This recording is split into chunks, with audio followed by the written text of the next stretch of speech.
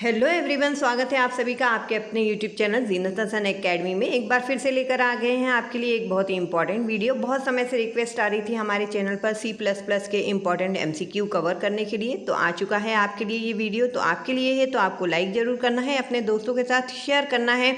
इस वीडियो को देखने के बाद आपका C++ का नॉलेज बहुत ही ज़्यादा एनहांस होने वाला है।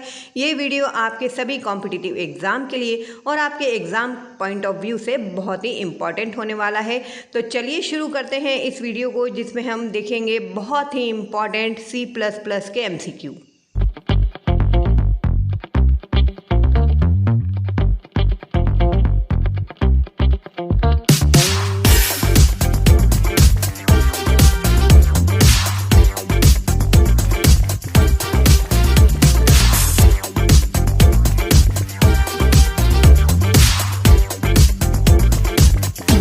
क्वेश्चन आ चुका है, हु इन्वेंटेड C++। किसी भी प्रोग्रामिंग लैंग्वेज को किसने डेवलप किया है, किसने इन्वेंट किया है या किसने डेवलप किया है। ये क्वेश्चन बहुत ही कॉमन क्वेश्चन होता है। सी किसने बनाई, C++ किसने बनाई, जावा किसने बनाई, पाइथन किसने बनाई, तो ये आपको पता होना ही चाहिए। तो कंफ्यूज नहीं होना है। ऑप्शन ए दिया है डेनिस रिची, जो कि सी से संबंधित है। केन थॉमसन में दिया है ब्रियान, और फिर डी में दिया है बजाने स्ट्राइस्ट्रोप। तो यहाँ पर option D Bjarne Stroustrup is the right answer. Question 2 है हमारे पास, C++ क्या है? Procedure oriented programming language, object oriented programming language, functional oriented programming language. ठीक है, फंक्शनल प्रोग्रामिंग लैंग्वेज है, प्रोसीजरल है, ऑब्जेक्ट ओरिएंटेड है, या इसमें से कोई नहीं। तो आपको तो पता ही होगा, टिक कर दीजिए। C++ इज अ, जी हाँ बिल्कुल सही, ऑब्जेक्ट ओरिएंटेड प्रोग्रामिंग लैंग्वेज है ना। और सी जो होती है वो फंक्शनल ओरिएंटेड या प्रोसीजरल ओरिएंटेड प्रोग्रामिंग लैंग्वेज होती है। सी जो है वो टॉप डाउन अप्रोच को फॉलो करती है, और C++ जो है वो बॉटम अप अप्रोच को फॉलो करती है। ठीक है, तो ये भी एक MCQ है, याद रखिएगा। 3 पे आ चुके हैं, what is an object in C++। में ऑब्जेक्ट किसे कहते हैं? It is a function of class, बिल्कुल नहीं। It is an instance of a class, जी हाँ बिल्कुल सही। ये जो है क्लास का एक इंस्टेंस है, एक अंश है क्लास का। ठीक है, तो option B it is an instance of a class is the right answer. Question 4, What does modularity mean? Modularity mean C++ में modularity क्या है? Option A hiding part of program, क्या प्रोग्राम को जो छुपाया जाता है वो नहीं। Option B subdividing program into small independent parts, हाँ बिल्कुल सही। मॉड्यूलर अप्रोच का मतलब होता है हम अपने प्रोग्राम को डिवाइड कर रहे हैं, फंक्शन में, नंबर ऑफ फंक्शन में डिवाइड कर रहे हैं। ठीक है, तो ऑप्शन बी हमें मिल गया है, तो आगे हम नहीं बढ़ेंगे। Option B is right answer, subdividing program into small independent parts. Now next question लेते हैं, which features of OOP indicate code reusability. क्या कह रहा है ये क्वेश्चन कि ऊप्स के किस फीचर्स में हम कोड रीयूजेबिलिटी जो कॉन्सेप्ट है वो दर्शाया जाता है। इनकैप्सुलेशन में नहीं, इनकैप्सुलेशन में तो क्या होता है, डेटा और मतलब उस पर ऑपरेट होने वाले जो फंक्शन हैं उनको बाइंड किया जाता है, वो इनकैप्सुलेशन होता है। प्रॉपर्टीज़ को है ना, जो हम ऑब्जेक्ट बनाते हैं वो एक्चुअली इनकैप्सुलेशन का एग्जांपल है। Option B inheritance. अगर आपको ऊप्स के कॉन्सेप्ट क्लियर नहीं है तो प्लीज़ आई बटन पर लिंक आ रही है, ऊप्स के जितने भी कॉन्सेप्ट होते हैं, polymorphism, encapsulation, inheritance, class, object, ये आपको क्लियर होना चाहिए। उसे आप पहले देख कर आइए और फिर इनको आप आसानी से सॉल्व कर पाएंगे। ठीक है, encapsulation, inheritance, abstraction, polymorphism, code reusability किसको दर्शाता है? देखिए, इनहेरिटेंस में हम क्लास को इनहेरिट करते हैं, एक क्लास से बनी जो हमारी क्लास होती है बनी बनाई, उसको हम इनहेरिट करते हैं, डिराइव क्लास बनाते हैं एक और। ठीक है, तो इनहेरिटेंस यहाँ पर राइट आंसर है, तो आप टिक करेंगे इनहेरिटेंस पर। ठीक है, अगर आप अपना नॉलेज सही में गेन करना चाहते हैं, अगर आप चाहते हैं कि आपको ये जो MCQ है, ये जो कॉन्सेप्ट है वो हमेशा याद रहे, तो आप मेरे आंसर पढ़ने से पहले अपना आंसर अपने माइंड में टिक कर लें। ठीक है, वीडियो को थोड़ा पॉज भी कर सकते हैं, इसके लिए आप थोड़ा सा अपने माइंड को चलाएं, उसको जितना आप यूज़ करेंगे वो उतना ही ज़्यादा निखरेगा, है ना, उतना ही ज़्यादा आपको चीज़ें याद रहेंगी। If a function can perform more than 1 one type of task. बड़े बड़े जो क्वेश्चंस होते हैं उनको बहुत ध्यान से हमें पढ़ना पड़ता है ताकि हमें उनका मीनिंग समझ में आ सके। फंक्शन है और वो एक से ज़्यादा टास्क परफॉर्म करता है where the function name is same, जबकि उसका नाम जो है वो सेम है, तो इस फीचर्स को, ऊप्स के इस फीचर्स को क्या कहा जाता है? इनकैप्सुलेशन कहा जाता है? नहीं। इनहेरिटेंस कहा जाता है? नहीं। पॉलीमॉर्फिज्म कहा जाता है? हाँ। फंक्शन ओवरलोडिंग की यहाँ पे बात हो रही है। एक ही नाम अनेक काम, ठीक है। पॉली का मतलब होता है अनेक, मॉर्फिज्म का मतलब होता है रूप, अनेक को रूप लेना, ठीक है। तो polymorphism C is the right answer. Question number 7 हमसे क्या कह रहा है? If different properties and functions of a real world entity is grouped और embedded into a single element, what is called in OOP language? अगर हम property और function को एक साथ ग्रुप कर देते हैं है ना, तो सिंगल एलिमेंट में, तो इस प्रॉपर्टी को ऊप में क्या कहा जाता है? अभी अभी हमने डिस्कस किया था। इनहेरिटेंस तो रीयूजेबिलिटी है, पॉलीमॉर्फिज्म फंक्शन ओवरलोडिंग है, एब्स्ट्रैक्शन का मतलब होता है showing something without showing it's detail, जो कि नहीं है। Encapsulation is the right answer. ले लेते हैं, which of the following is not a feature of pure ऊप? इसमें पूछ रहा है हमसे प्योर ऊप का फीचर्स कौन सा नहीं है। Option A classes must be used, option B inheritance, option C data may not be declared using object, और ऑप्शन डी फंक्शन ओवरलोडिंग। तो यहाँ पर जो प्योर ऊप्स होता है उसमें क्या होता है कि हर चीज़ ऑब्जेक्ट होती है, मतलब हम जो भी बात करेंगे, इवन डेटा टाइप भी ऑब्जेक्ट होते हैं। तो वो जो प्योर ऊप्स के कॉन्सेप्ट हैं उसमें क्या है कि डेटा में मे not be declared using object, है ना, नॉट अ फीचर बोला है। तो नॉट अ फीचर में आप जाएंगे, ये भी क्लासेस भी फीचर है, इनहेरिटेंस भी फीचर है, फंक्शन ओवरलोडिंग भी फीचर है। तो ऑप्शन सी कि डेटा में और मे नॉट बी दोनों लिखा है ना, to be not be declared using object, तो option C is the right answer. Next question, which among the following does not come under OOP concept? इसमें से कौन सा ऊप्स कॉन्सेप्ट के में नहीं आता है? Platform independent, data binding, message passing, data hiding. तो गैस कर लिया आप लोगों ने? अगर ऊप्स के 7 फीचर्स आपने पढ़े हैं तो गैस कर लिया होगा। उसमें हमने प्लेटफॉर्म इंडिपेंडेंट नहीं पढ़ा है ना, class, object, data binding, message passing, data hiding जो कि एब्स्ट्रैक्शन कहलाता है, तो वो सब हमने पढ़े हैं। लेकिन प्लेटफॉर्म इंडिपेंडेंट जो है वो ऊप्स का कॉन्सेप्ट नहीं है, वो एक अलग ही कॉन्सेप्ट है। C++ जो है वो प्लेटफॉर्म इंडिपेंडेंट लैंग्वेज नहीं है, जबकि जावा जो है वो प्लेटफॉर्म इंडिपेंडेंट लैंग्वेज है, और दोनों ही जो है ऑब्जेक्ट ओरिएंटेड प्रोग्रामिंग लैंग्वेज है ना। तो platform independent is not the concept of OOP. Option A पे आप टिक करेंगे। Which of the following is correct syntax to print the message in C++ language? Guess कर लिया? Option A, B, C, D. C out hello double quote में लिखा है, ऐसा करते हैं, या C out hello double quote नहीं लगाते हैं, या प्रिंट हेलो, मैसेज प्रिंट करना है, हेलो कोई वेरिएबल नहीं है, ठीक है। तो मैसेज आप कैसे प्रिंट करते हैं?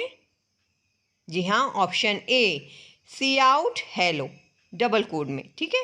अगर वेरिएबल होता तो डबल कोड आपको लगाने की जरूरत नहीं पड़ती, लेकिन मैसेज है, मैसेज में आपको डबल कोड लगाना पड़ेगा, और उसके बाद एंड ऑफ द स्टेटमेंट या मतलब कि सेमी कॉलन लगाना होगा। तो option A is the right answer. 11 पर आ चुके हैं। Which of the following is not the member of class?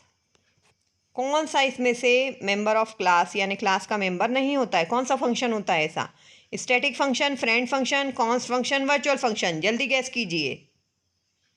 Friend function के बारे में आप जानते हैं, फ्रेंड फंक्शन जो है मेंबर नहीं होता है, दोनों क्लास का फ्रेंड बनाया जाता है।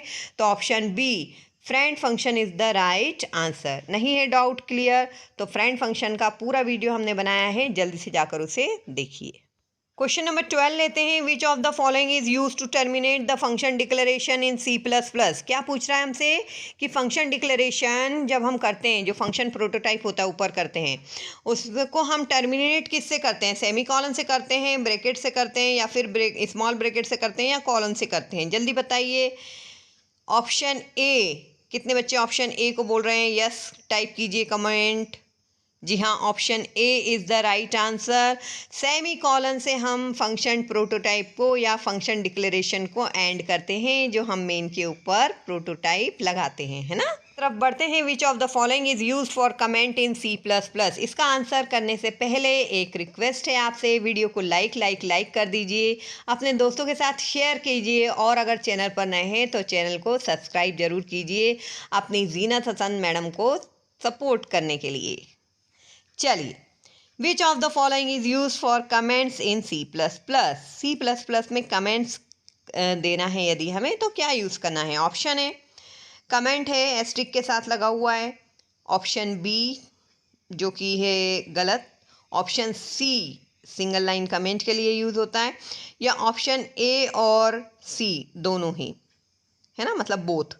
तो यहाँ पे बोथ आएगा। सिंगल लाइन कमेंट के लिए डबल स्लैश लगाते हैं और मल्टी कमेंट के लिए हम एस्ट्रिक का यूज़ करते हैं स्लैश के साथ, ठीक है। तो option D is the right answer. Identify the scope resolution operator. अरे C++ में स्कोप रिजोल्यूशन ऑपरेटर नहीं पढ़ा तो क्या पढ़ा, ठीक है।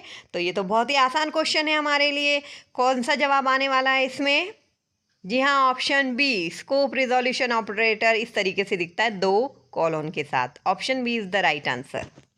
Which of the following is not a type of inheritance. इसमें से इनहेरिटेंस का टाइप कौन सा नहीं होता है? Multiple, multi level, distributed, hierarchical. जल्दी जल्दी आंसर कीजिए, कई बच्चे कंफ्यूज हो जाते हैं इस क्वेश्चन में। मल्टीपल इनहेरिटेंस होता है, मल्टी लेवल होता है, डिस्ट्रीब्यूटेड नहीं होता, ये डेटाबेस का टर्म है, ठीक है। तो डिस्ट्रीब्यूटेड इनहेरिटेंस नहीं होता है, तो option C is the right answer. Question 16, which of the following is not a type of constructor in C++। देखिए ये जो क्वेश्चन है बहुत ही इंपॉर्टेंट क्वेश्चन है, हमारे नॉलेज को तो बढ़ा ही रहे हैं ये क्वेश्चन, साथ ही ये एग्जाम पॉइंट ऑफ व्यू से भी बहुत इंपॉर्टेंट है। तो वीडियो को लास्ट तक ज़रूर देखिएगा अगर आप C++ के नॉलेज को बढ़ाना चाहते हैं और आप कॉम्पिटिटिव एग्जाम की या अपने कोई एग्जाम की तैयारी कर रहे हैं जिसमें MCQ पूछा जाता है, फिल इन द ब्लैंक्स पूछा जाता है। तो इस तरीके के जो कॉन्सेप्चुअल MCQ हैं इस वीडियो में आपको बहुत ही हेल्प कर सकते हैं। आपको जो भी फिल इन द ब्लैंक्स या MCQ रिलेटेड क्वेश्चन है, 1 लाइन क्वेश्चन है, उसको सॉल्व करने के लिए तो वीडियो को लास्ट तक आपको ज़रूर देखना है। तो which of the following is not a type of constructor in C++। इसमें से कौन सा C++ में कंस्ट्रक्टर का टाइप नहीं है? Default constructor, parameterized constructor, copy constructor, friend constructor. Default constructor होता है, पैरामीटराइज्ड होता है, कॉपी होता है, फ्रेंड कोई कंस्ट्रक्टर नहीं होता। फ्रेंड जो है वो फंक्शन होता है, फ्रेंड क्लास हो सकती है, लेकिन फ्रेंड जो है वो कंस्ट्रक्टर नहीं हो सकता। तो ऑप्शन डी पे आप टिक करेंगे। How many loops are there in C++। कई बार क्या होता है कि बहुत ही हल्के जो क्वेश्चन आ जाते हैं MCQ में, तो हमें लगता है यार ये कैसे पूछ लिया, ऐसा तो नहीं, हम गलत जानते हैं इसके बारे में, है ना। तो ये बहुत ही इजी क्वेश्चन है कि लूप्स कितने टाइप्स के होते हैं C++ में। तो बच्चे कंफ्यूज हो जाएंगे सुन के, यार ऐसा तो नहीं कि हमने जो 3 लूप पढ़े हैं उसके टाइप उसके अलावा भी कोई लूप होता हो इसलिए ये क्वेश्चन पूछ लिया गया है। लेकिन ऐसा नहीं है, आप कॉन्फिडेंट रहिए। 3 लूप जो आपने पढ़े हैं, for, while, do while loop, जो C में भी होते हैं और C++ में भी होते हैं, बस इतने ही लूप होते हैं C और C++ में। तो 3 ऑप्शन ए पे आप टिक करेंगे। कंफ्यूज नहीं होना है, अपना कॉन्फिडेंस लूज़ नहीं करना है। MCQ सॉल्व करते समय कई बार बहुत ही हल्के और बहुत ही ईजी क्वेश्चन आते हैं जिनको देख के हम गड़बड़ा जाते हैं कि यार ऐसा कैसे क्वेश्चन पूछ सकता है, कहीं इसमें कोई गड़बड़ तो नहीं है, ठीक है। तो यहाँ पर option A 3 loops is the right answer. Question number 18 है, which of the following approach is used by C++। कौन सी अप्रोच यूज होती है C++ में? Left right, right left, bottom up, top down. अभी अभी मैंने आपको बताया C में जो होता है वो टॉप डाउन होता है और C++ में बॉटम अप अप्रोच यूज होती है। तो बॉटम अप अप्रोच पे आप जाएंगे, C is the right answer. Which of the following is correct identifier in C++।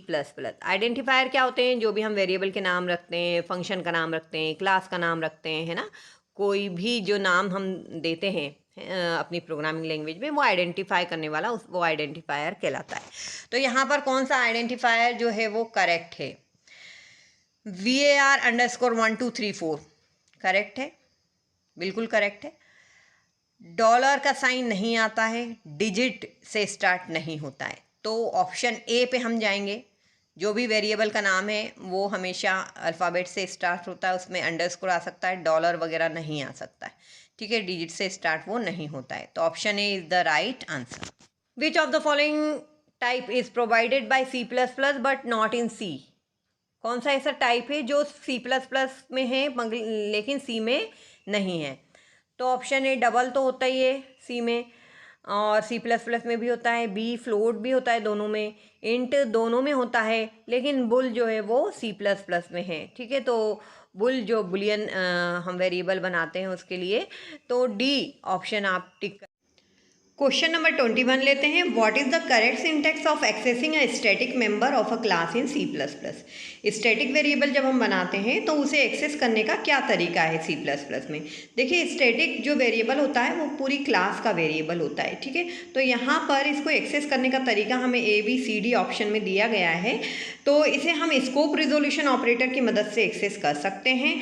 तो यहाँ पर जो आपका वैल्यू नाम का स्टैटिक वेरिएबल बनाया गया है उसे आप एक्सेस करेंगे A scope resolution operator value, तो option D is the right answer. Next question लेते हैं।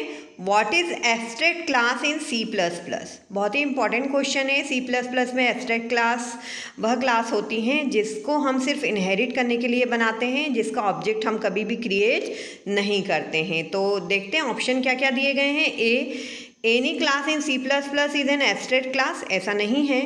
B class from which any class is derived, ऐसा भी नहीं है। C class specifically used as a base class with at least one virtual function, ऐसा भी नहीं है। Class specifically used as a base class with at least one. Now next question लेते हैं। 23 पर है। Which of the following constructors are provided by the C plus plus compiler if not defined in a class. अगर हम कोई constructor नहीं बनाते हैं तो सी प्लस प्लस कंपाइलर हमें कौन से कंस्ट्रक्टर देता है by default. Option A copy constructor, जी हाँ देता है। ऑप्शन बी डिफ़ॉल्ट कंस्ट्रक्टर देता है। ऑप्शन सी असाइनमेंट कंस्ट्रक्टर या असाइनमेंट ऑपरेटर यूज़ करके जो हम कंस्ट्रक्टर यूज़ करते हैं वो, जो कि कॉपी कंस्ट्रक्टर का ही एग्जाम्पल होता है। तो ये तीनों ही हमें मिलते हैं, तो option D all of the mention पे हम टिक करेंगे। ठीक है, तो ये थोड़ा सा कंफ्यूजिंग है, याद रखिए ये तीनों ही कंस्ट्रक्टर हमें प्रोवाइड होते हैं, तो ऑप्शन डी पर आप क्लिक करेंगे। नाउ नेक्स्ट क्वेश्चन 24 पे है। How structure and classes in C plus plus differ. भाई सी प्लस प्लस जब हम पढ़ना स्टार्ट करते हैं तो हमें सबसे पहले यही सिखाया जाता है कि सी प्लस प्लस की क्या खासियत है और जो स्ट्रक्चर हमने बनाना सीखा था सी में उसमें और क्लास में क्या अंतर है। बहुत ही बेसिक सा ये क्वेश्चन है। जो स्ट्रक्चर के जो एलिमेंट होते हैं वो बाय डिफ़ॉल्ट जो होते हैं पब्लिक होते हैं, और सी प्लस प्लस में जो हम क्लास बनाते हैं उसके जो डेटा होते हैं, ठीक है, मेंबर होते हैं, वो बाय डिफ़ॉल्ट जो है वो प्राइवेट होते हैं। मतलब अगर हम कोई एक्सेस स्पेसिफाई नहीं लगाएंगे तो बाय डिफ़ॉल्ट क्या रहेगी उसकी accessibility, private C plus plus की। ठीक है, तो ये ऑप्शन हमें मिल रहा है ऑप्शन नंबर बी में। कई बार क्या होता है एमसीक्यू पढ़ने से हम ऑप्शन जो पढ़ते हैं एमसीक्यू में कंफ्यूज हो जाते हैं, है ना। तो अगर आपको याद है स्ट्रक्चर और क्लास में अंतर, जो कि बहुत ही बेसिक सा है, तो आप डायरेक्ट ढूंढ लीजिए किस ऑप्शन में मिला है कि स्ट्रक्चर के जो मेंबर हैं वो पब्लिक हैं और क्लास के जो मेंबर हैं वो प्राइवेट हैं। तो ये मिल रहा है हमें ऑप्शन बी, तो ज़्यादा आप सही तरीके से आंसर लगा पाएंगे। तो इसका आंसर होगा ऑप्शन बी। नेक्स्ट क्वेश्चन है 25 पे। What is the benefit of C plus plus input output over C input output, है ना। सी इनपुट आउटपुट के लिए हम printf scanf use करते हैं, उसमें हम %d%c फॉर्मेट स्ट्रिंग का यूज़ करते हैं। सी प्लस प्लस के इनपुट आउटपुट के लिए हम सी इन सी आउट, कंसोल इन कंसोल आउट जो ऑब्जेक्ट होते हैं उनका यूज़ करते हैं, राइट। तो यहाँ पर ये जो फॉर्मेट स्ट्रिंग है वो लगाना नहीं होती है सी इन सी आउट के साथ, तो ये फीचर्स कहलाता है टाइप सेफ्टी, है ना। तो हमें टाइप स्पेसिफाई नहीं करना पड़ता है %d%f। डेटा टाइप हम बनाते हैं इंट फ्लोट ये सब हम बनाते हैं वेरिएबल डिक्लेयर करते समय, लेकिन जब हम सी इन सी आउट करेंगे तो हमें उसकी फॉर्मेट स्ट्रिंग लगाना नहीं पड़ती। तो यहाँ पे हमें मिल रहा option D type safety is the right answer. आ गए हमारे अगले क्वेश्चन पे। Wrapping up data and its related functionality into a single unit is called, single entity और यूनिट भी लिखा आ सकता है, इज कॉल्ड या इज नोन एज, क्या होता है अभी अभी बताया था। रैपिंग अप फंक्शन को और डेटा को उसके साथ बाइंड कर देना क्या कहलाता है, इनकैप्सुलेशन। तो कहाँ मिल रहा है ये ऑप्शन, ऑप्शन बी में, इनकैप्सुलेशन। याद रखिए, है ना, फंक्शन और डेटा को एक साथ बाइंड करना, encapsulation. Option B is the right answer. Now अगले क्वेश्चन की तरफ आगे बढ़ते हैं। Question number 27। Which of the following concept means determining at run time, what method to invoke. जब हम रन टाइम पे करते हैं कॉल, रन टाइम पे कौन सी मेथड जो है, कौन सी इसमें से जो data heading, dynamic typing, dynamic binding, dynamic loading, उसे क्या कहा जाता है जो रन टाइम पे मैचिंग होती है? देखिए, एक होता है रन टाइम और एक होता है स्टैटिक टाइम, जिसे हम बाइंडिंग भी कहते हैं। ठीक है, स्टैटिक टाइम पे जो बाइंडिंग होती है वो फंक्शन ओवरलोडिंग की होती है। ठीक है, और रन टाइम बाइंडिंग का दूसरा नाम है डायनेमिक बाइंडिंग। ठीक है, तो ये रन टाइम बाइंडिंग के बारे में पूछ रहा है, तो हमारा ऑप्शन रन टाइम बाइंडिंग हमें मिल रहा है सी। ठीक है, तो हम ऑप्शन सी डायनेमिक बाइंडिंग पे क्लिक करेंगे। ठीक है, डायनेमिक बाइंडिंग किस में होती है? वर्चुअल फंक्शन में होती है ना। और जो फंक्शन ओवरलोडिंग होती है, जिसमें हम सेम नेम के फंक्शन को कई तरीके से यूज़ कर सकते हैं, वो जो मैचिंग होती है वो स्टैटिक बाइंडिंग कहलाती है। वो कंपाइल टाइम पे हो जाती है, उसका नाम दूसरा है कंपाइल टाइम बाइंडिंग। और रन टाइम बाइंडिंग का दूसरा नाम क्या है? Dynamic binding. ठीक है, now next question, what does polymorphism in oops means? All जो कॉन्सेप्ट हैं ऊप्स के वो हमें क्लियर होना चाहिए, जैसा कि मैंने आपको बताया। तो पॉलीमॉर्फिज्म ऊप का एक कॉन्सेप्ट है जो अभी अभी हमने देखा, जिसमें हम कई सारे रूप ले सकते हैं। तो ये कहाँ मिल रहा है हमें? Concept of allowing overriding of function, concept of data hiding of data, concept of keeping things in different module, concept of wrapping things into a single unit. ठीक है, तो कहाँ मिल रहा है हमें फंक्शन ओवरलोडिंग का? ऑप्शन ए में, concept of allowing overriding of a function. ठीक है, तो ऑप्शन ए पे आप क्लिक करेंगे polymorphism. 29, which concept allows you to reuse the return code? बिल्कुल बेसिक सा क्वेश्चन, बहुत बार आ चुका है घुमा फिरा के। तो ऑप्शन सी इनहेरिटेंस, जिसमें हम रीयूजेबिलिटी करते हैं, ऊप्स का एक फीचर्स है। ऑप्शन सी इनहेरिटेंस पे आप क्लिक करेंगे। 30 question, which of the following shows multiple inheritance? Multiple inheritance क्या होता है? जिसमें हम मल्टीपल, बहुत सारी बेस क्लास से एक ड्राइव क्लास बनाते हैं। कहाँ दिख रहा है ये आपको?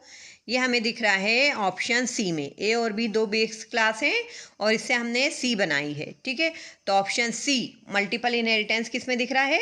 Option C is the right answer. इससे आपको बहुत ही फ़ायदा होने वाला है। आपके जो भी बेसिक कॉन्सेप्ट हैं C++ के, वो सारे क्लियर होने वाले हैं। और आपके एग्ज़ाम और कॉम्पिटिटिव एग्ज़ाम से तो ये वीडियो, जैसा कि मैंने आपको बताया, बहुत इंपॉर्टेंट है ही। तो नेक्स्ट क्वेश्चन ले रहे हैं 31 पे, the programming language that has the ability to create new data type is called, क्या कहा जाता है? Overloaded, ability to create new data type, है ना, न्यू डेटा टाइप जिसमें हम बना सकें।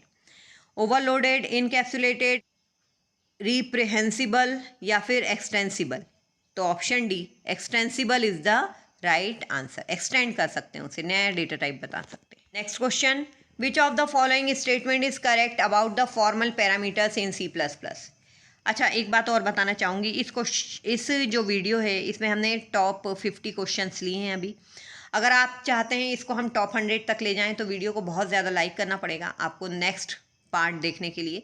तो अपने दोस्तों के साथ शेयर जितना कीजिए और लाइक जितना करेंगे, जितना अच्छा रिस्पांस होगा तो उतनी मेहनत हम भी करेंगे, तो आपके लिए नेक्स्ट टॉप 50 फिर से लेकर आएंगे।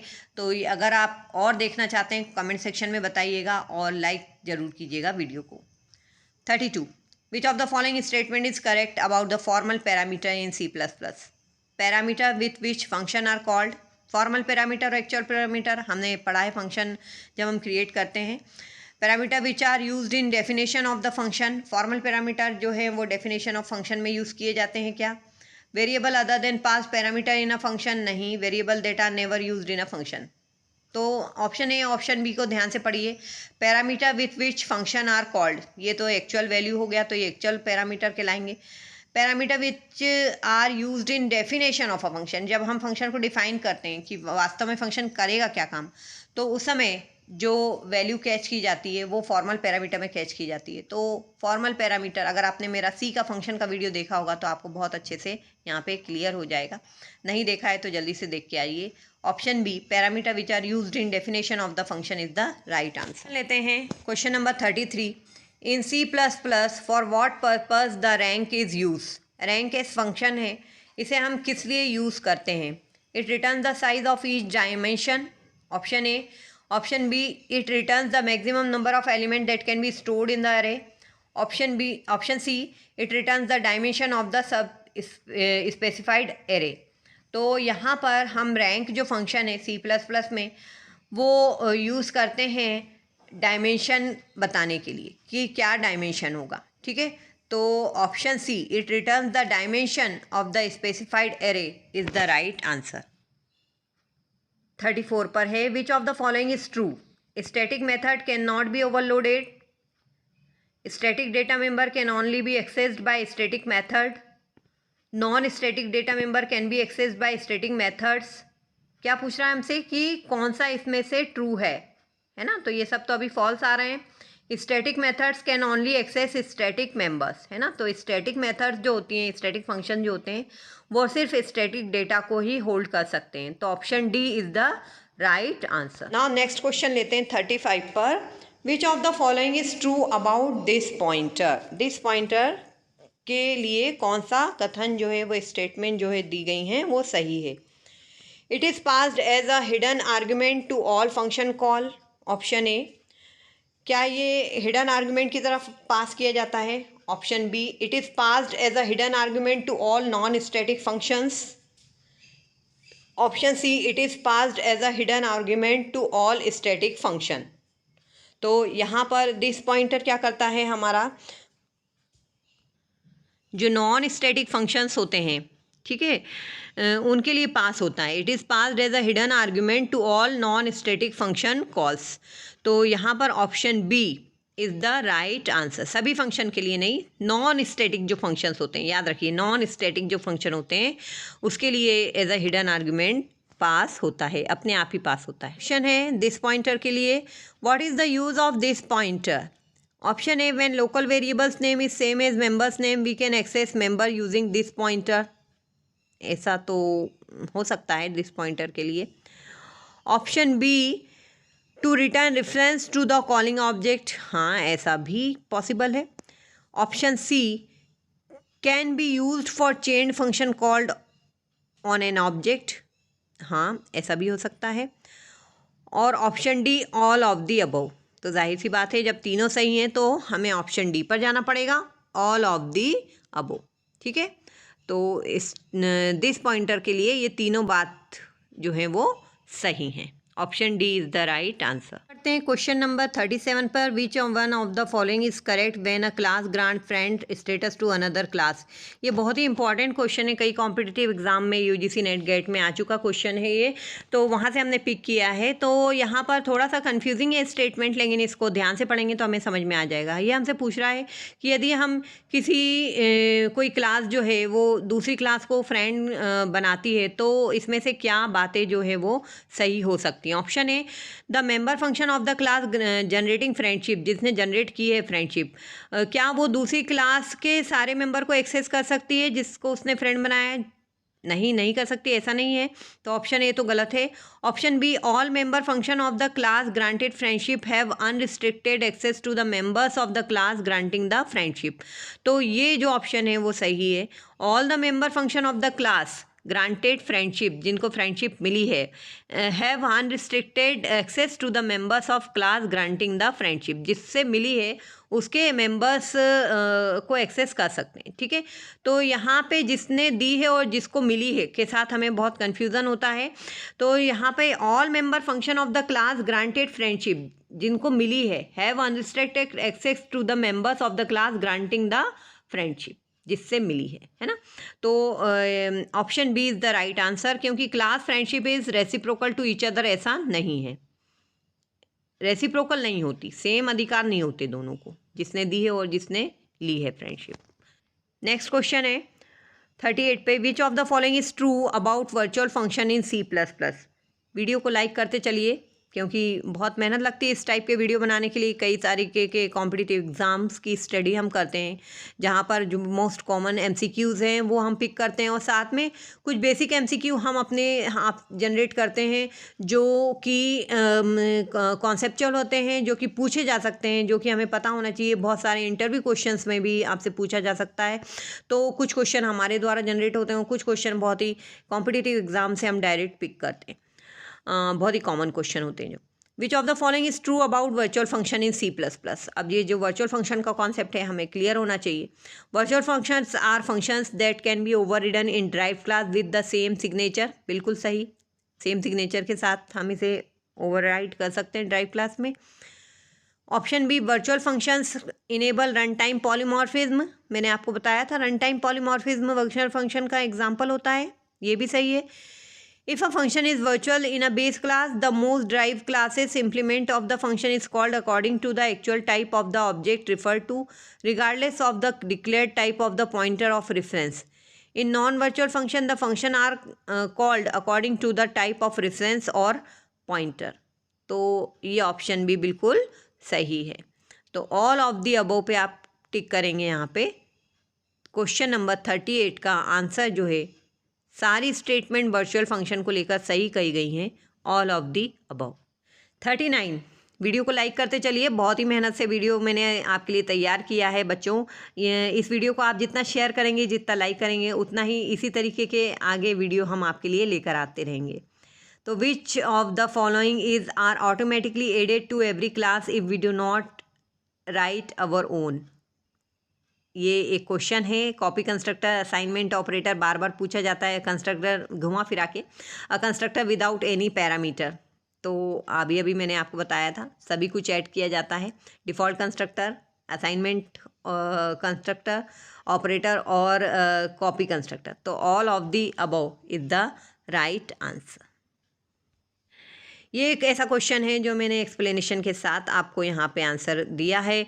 विच operator can not be overloaded, ये बहुत ही एक कॉमन क्वेश्चन है, हर जगह पूछ लिया जाता है। कोई भी ऑपरेटर आपको बना के दे सकते हैं। यहाँ पर जैसा कि एक्सप्लेनेशन में मैंने आपको बताया, दिया operators scope resolution, member access through pointer to member, देख लीजिए सिम्बॉल, एंड कंडीशनल या ternary operator can not be overloaded. तो हमें ये मिल रहा है ऑप्शन नंबर डी में, स्कोप रिजोल्यूशन ऑपरेटर। तो यहाँ पर हम जाएंगे ऑप्शन नंबर डी की तरफ। What is the size of void in byte, बहुत ही सिंपल सा लेकिन थोड़ा कंफ्यूजिंग सा क्वेश्चन। वॉइड यानी रिटर्न नथिंग, इसका बाइट में साइज क्या होता है?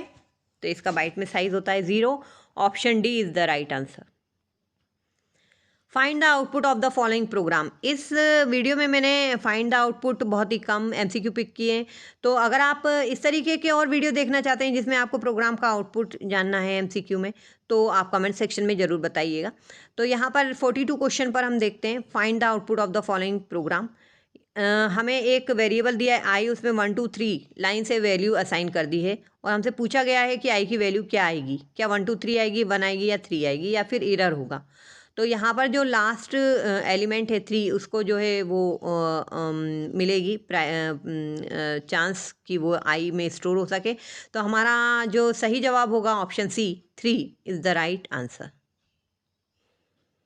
Next question, which concept do we use for implementing the late binding.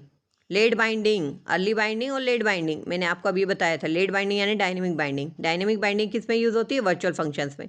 तो यहाँ पे ऑप्शन डी, वर्चुअल फंक्शन पे आप क्लिक करेंगे। और जो अर्ली बाइंडिंग होती है वो होती है फंक्शन ओवरलोडिंग। याद रखिए, फंक्शन ओवरलोडिंग अर्ली बाइंडिंग का एग्जाम्पल है, वर्चुअल फंक्शन जो है वो लेड बाइंडिंग या फिर डायनेमिक बाइंडिंग का एग्जाम्पल है, virtual function. Which of this won't return any value, सभी को पता होगा इसका आंसर, जल्दी से बोलिए। ऑप्शन ए वॉइड, वॉइड जो है वो रिटर्न नथिंग। तो option A is the right answer. What is the correct syntax for including user defined header file in C++? User defined header file को इंक्लूड करना है तो इसका सिंटेक्स क्या है सही? Option A, option B, option C, option D, कौन सा सही सिंटेक्स है? सब बच्चे ऑप्शन ए पे क्लिक कर देंगे, ऐसा नहीं है। अगर आपने खुद से बनाई है तो आपको लिखना होगा इसे डबल कोड में। तो option C, hash include my file, ठीक है।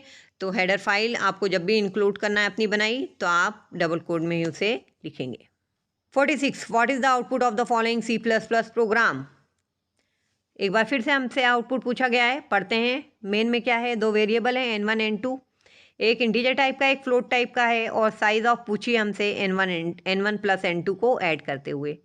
तो यहाँ पे आप बताइए मुझे कि फ्लोट और इंट को अगर हम ऐड करवाएंगे कंप्यूटर से, तो कंप्यूटर हमारे जो भाई हैं वो क्या ऐड करके देंगे हमें? फ्लोट में वैल्यू देंगे या इंटीजर में देंगे? डेफिनेटली इंटीजर में नहीं देंगे, फ्लोट में ही देंगे, क्योंकि फ्लोट की साइज़ ज़्यादा है। तो जो फ्लोट है N1 प्लस N2 वो यहाँ पे फ्लोट पास हुआ। तो साइज़ ऑफ फ्लोट कितनी होती है 4 बाइट 32 बिट कंपाइलर के लिए। तो हम क्लिक करेंगे यहाँ पे या टिक करेंगे कहें तो option B 4 byte is the right answer, जो फिर फ्लोट का साइज़ है।